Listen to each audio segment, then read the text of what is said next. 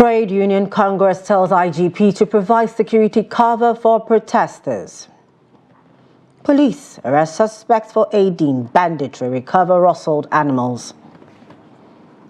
Report shows the Nigeria imports $2.25 billion fuel from Malta.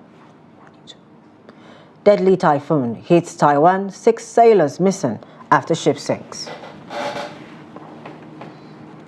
Hello and welcome to Trust TV's news update. I am Chiamaka Mwafo. Thanks for joining us. Now, ahead of the planned nationwide protest in August, the Trade Union Congress TUC has asked the Inspector General of Police IGP Kayode Betoku to provide security cover for the demonstrations. Briefing journalists on Thursday in Abuja, the TUC President Festus Osifo said the police are mandated by the Police Act and the Constitution to provide adequate security for protesters. He said adequate protection is necessary to ensure that the planned protest is not hijacked by hoodlums. Angry youths have vowed to protest over the current economic hardship in the country. The End Barred Governors protest, scheduled to be held from August 1st to August 10th, is already gaining traction on social media. While government authorities have called on the organizers to shelve the demonstrations, claiming it is politically motivated, the TUC wants protection for protesters.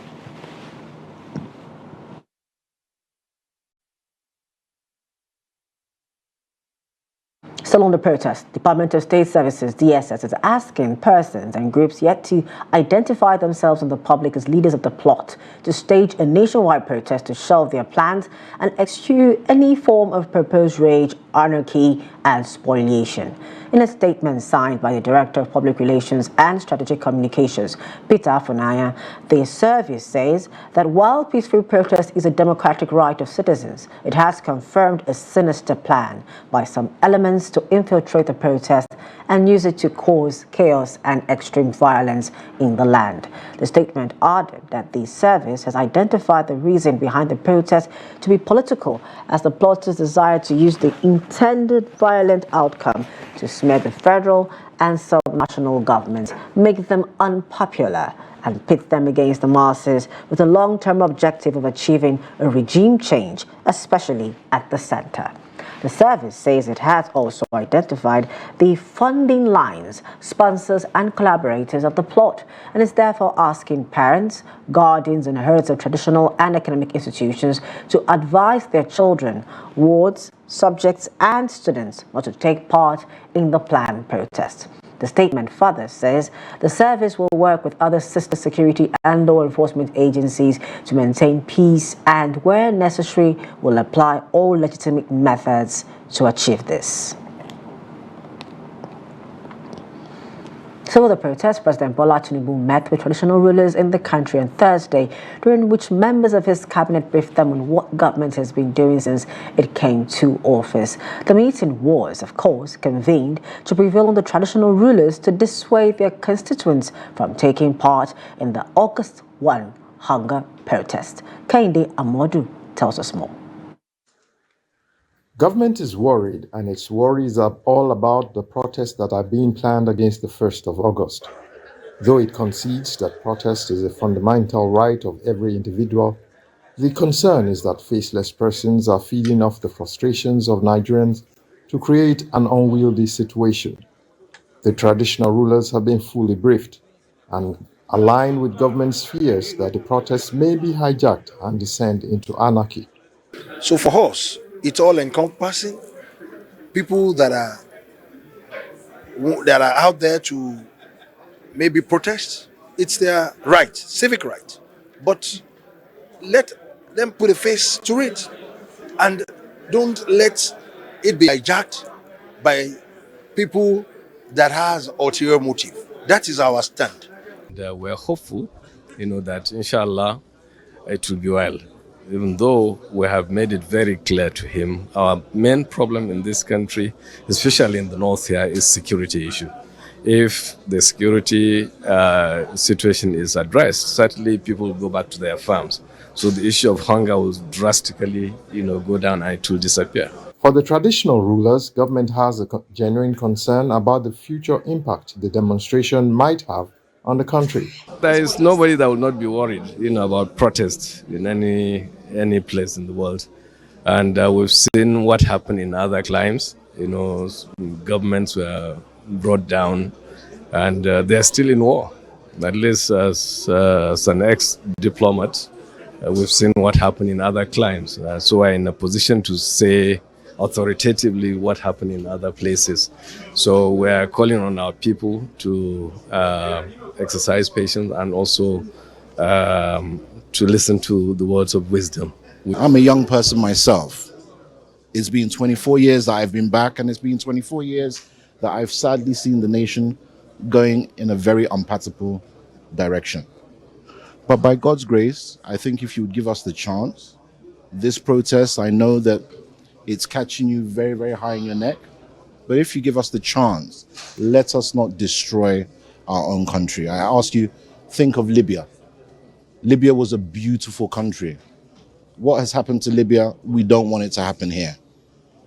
Authorities are being cautious about the protests because they feel they could be motivated by opposition politics, independent parties, sovereign interference, terrorist groups, or any number of organizations.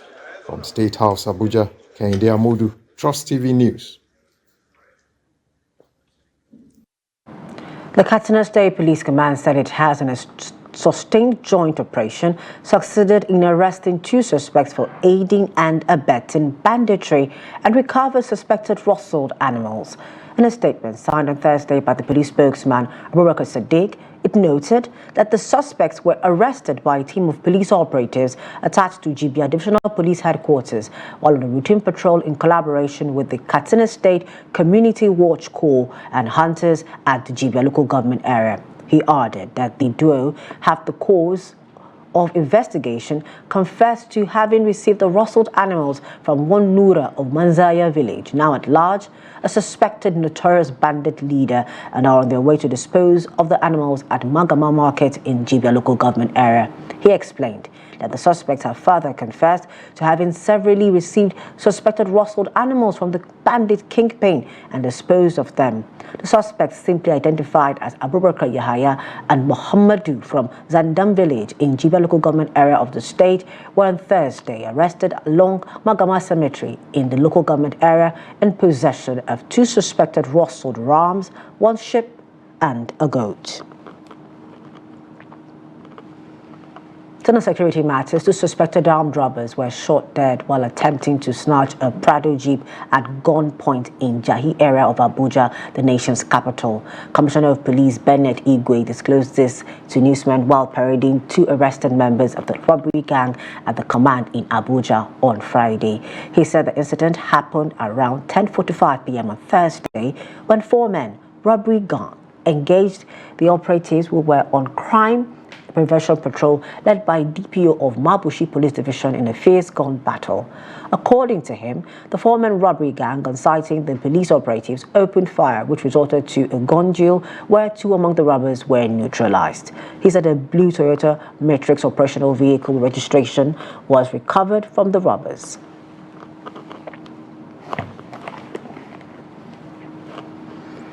8 school children have survived the ghastly motor accident in Lokoja, the Kogi state capital. Eyewitness accounts said that the children are pupils of Kingdom Heritage Nursery and Primary School, Lokoja.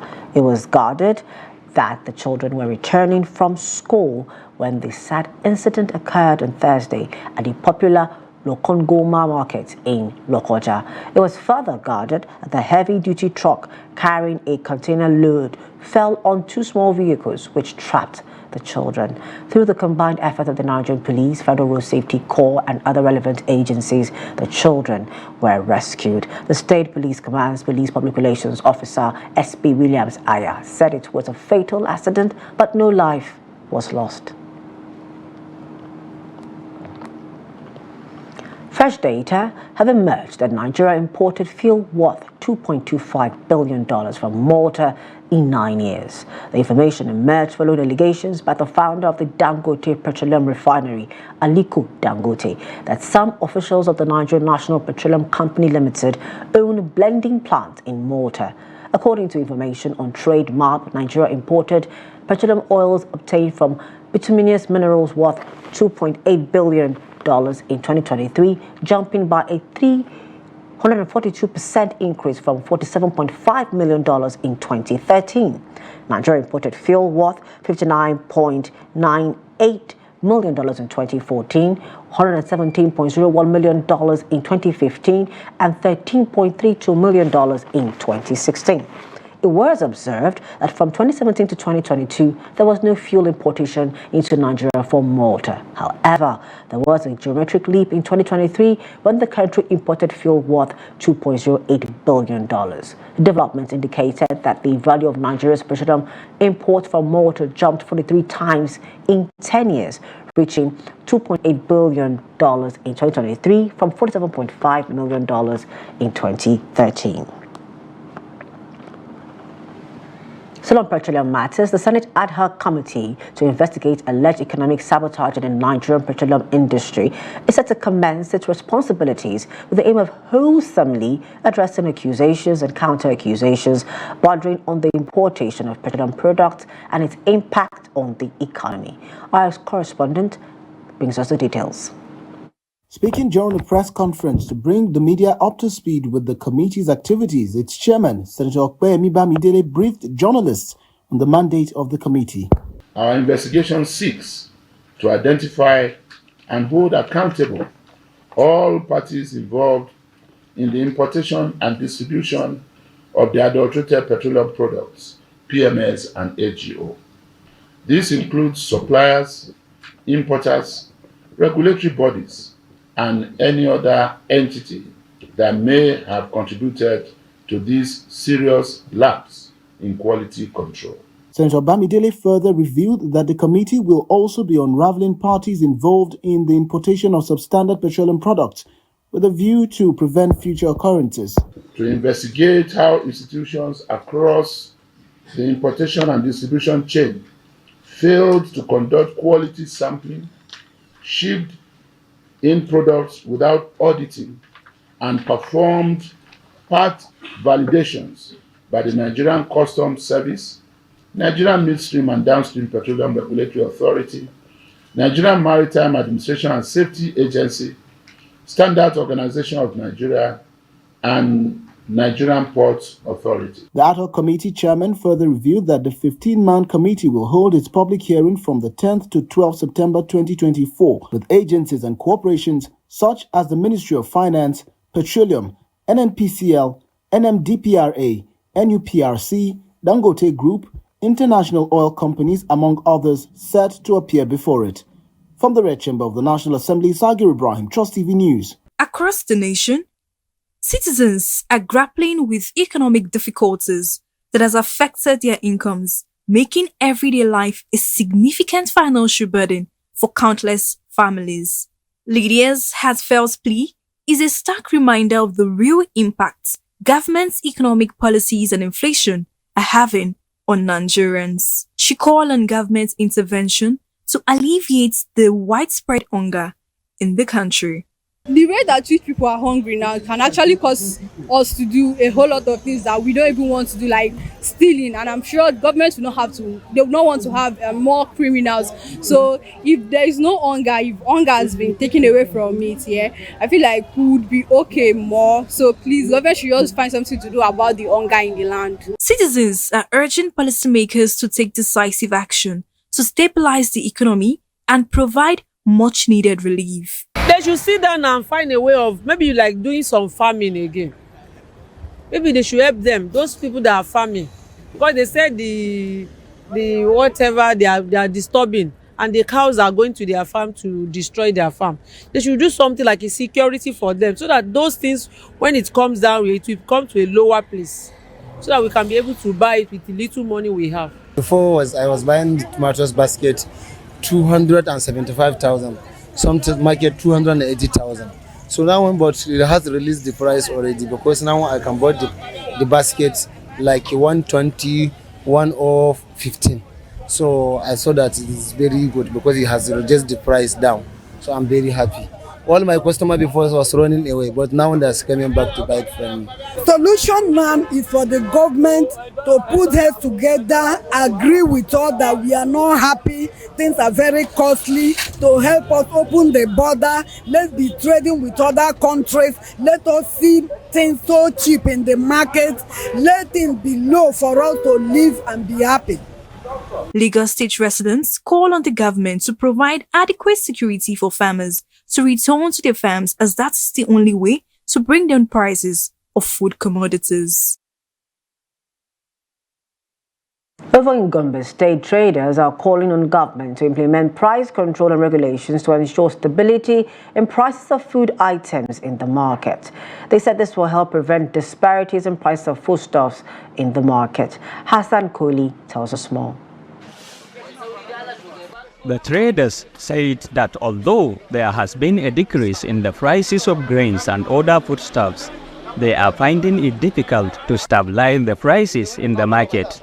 Some traders in the Gombe market are, however, worried that the prices will continue to go higher until the government decides to regulate the market prices. I would like the government to control the price around the market, more especially to the big wholesalers. Let them standardize the price. Let them control the price. You cannot be selling Maggi 1,250 per liter and another person is selling 1,200, another one is selling 1,250. Yet all of us, we bought it from the same place. When now we are approaching the new product to come out, Joro is still coming out, Masara is still coming out, even the new rice is coming out. So let our big men, our big in the shop, the people that are selling in bags, because them, they have to bring it down. When I buy a bag of local rice, 130, 135, and measure it, it will come down. At least let the market have a fixed price. Not everybody have his own price. The market have to have level price. It will help us too. But when things are coming down, you will buy, you will buy, you will buy. The market will be moving. But now the market is low because of the price. One of the market leaders said although the market leadership is doing its best to reflect the prices, their main concern is provision of unique measure. We cannot sell measures at the same price because the price of the bag of rice, for instance, varies depending on the size and quality of the product. However, for the measures, we can make them the same, and we are urging the government to come up with a unique measure so that we will be able to regulate the issue of measures here in the market.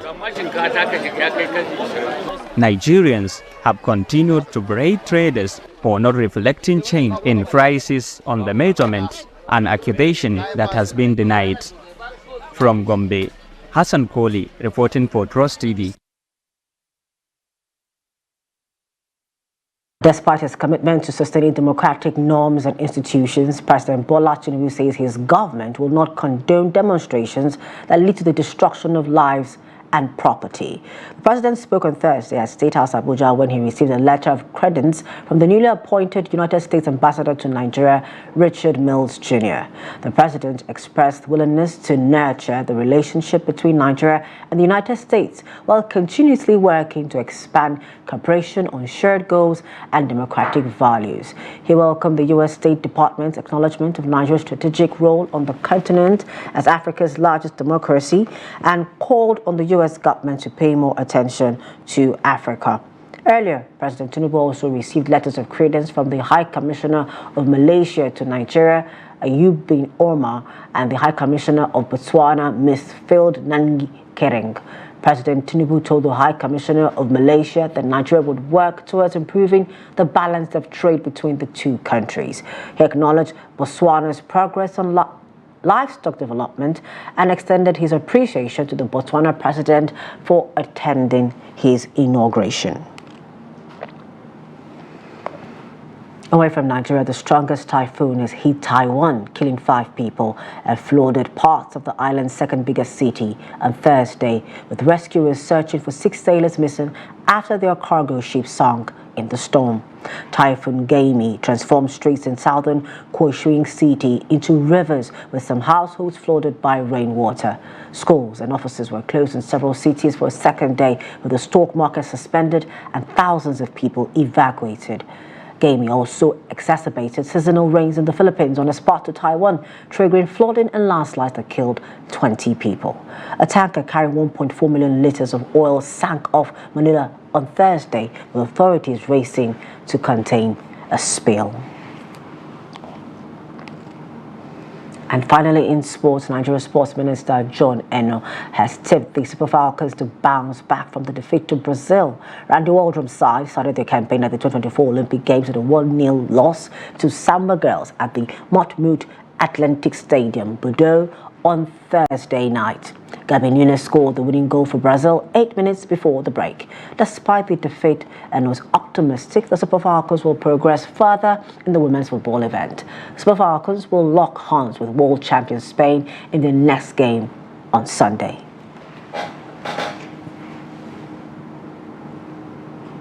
And that's it for news updates at this time. For more of our news programs and documentaries, please do want to follow us on our social media platforms and on our YouTube live stream.